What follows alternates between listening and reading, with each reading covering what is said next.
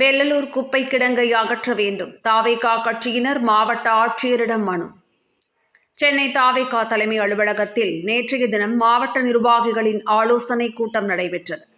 இதில் அக்கட்சியின் தலைவர் விஜய் மக்களுக்காக தாவேகா கட்சி ஆரம்பிக்கப்பட்டுள்ளதாகவும் மக்களுக்காக நீங்கள் செயல்பட வேண்டும் என கட்சி நிர்வாகிகளிடம் தெரிவித்துள்ளார். அதன் அடிப்படையில் இன்று கோவை மக்களின் நீண்டகால பிரச்சனையாக உள்ள கோவை வெள்ளலூர் குப்பை கிடங்கை அகற்ற வேண்டும் என்பதை வலியுறுத்தி தாவேகா கட்சியின் கோவை தெற்கு மாவட்ட செயலாளர் விக்னேஷ் தலைமையில் அக்கட்சியினர் கோவை மாவட்ட ஆட்சியர் அலுவலகத்தில் மனு அளித்துள்ளனர். அந்த மனுவில் மக்களின் வாழ்வாதாரத்திற்கும் சுகாதாரத்திற்கும் கேடு விளைவிக்கும் வகையில் மோசமான சுற்றுச்சூழலுடன் அமைந்திருக்கும் குப்பை கிடங்கினால் மாசு ஏற்பட்டு நோய்களுக்கு மக்கள் உள்ளாகிறார்கள். தொடர்ந்து இந்த நிலை ஏற்பட்டால் அப்பகுதியில் பிறக்கும் குழந்தைகளுக்கு கூட மிகவும் மோசமான நோய்கள் வர வாய்ப்புள்ளது.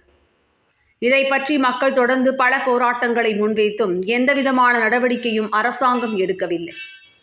அடுத்து வரவிருக்கும் தலைமுறைகளை கருத்தில் கொண்டு இன்று இருக்கும் தலைமுறையினர் மாசற்ற நோயற்ற சமுதாயமாக மாற வேண்டும் என்ற நிலைப்பாடுகளுடன் அப்பகுதியில் உள்ள மக்களின் நலனை கருத்தில் கொண்டும் அவர்களின் நீண்ட நாள் பிரச்சனைகளுக்கு தீர்வு அளிக்க வேண்டும்.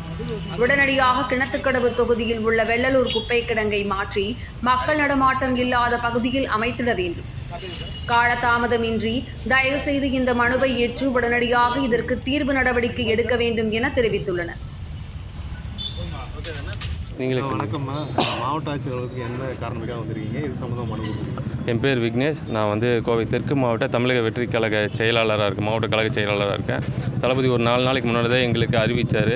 அவர் அறிவிக்கும் போதே சொன்ன ஒரு உத்தரவு என்ன அப்படின்னா, மக்களோட போராட்டத்துக்காக நம்மளோட வாழ்க்கை இனி இருக்கணும், நம்மளோட பயணங்கள் இனி இருக்கணும் அப்படிங்கிறது தான். ஸோ அதை தொடர்ந்து நம்ம தெற்கு மாவட்டத்துக்கு உட்பட்ட கிணத்துக்கடவு தொகுதியில் உள்ள வெள்ளலூர் பகுதியில் சுமார் 20 ஆண்டு காலமாக மக்கள் துன்பப்பட்டு கொண்டிருக்கும் வெள்ளலூர் குப்பை கிடங்கை அகற்ற வேண்டும் என்றும் அதுக்கு மாற்று ஏற்பாடு செய்ய வேண்டும் என்றும் மரியாதைக்குரிய மாநகராட்சி கலெக்டர் அவர்களுக்கு மாவட்ட கலெக்டர் அவர்களுக்கு மனு கொடுக்க வந்திருந்தோம்.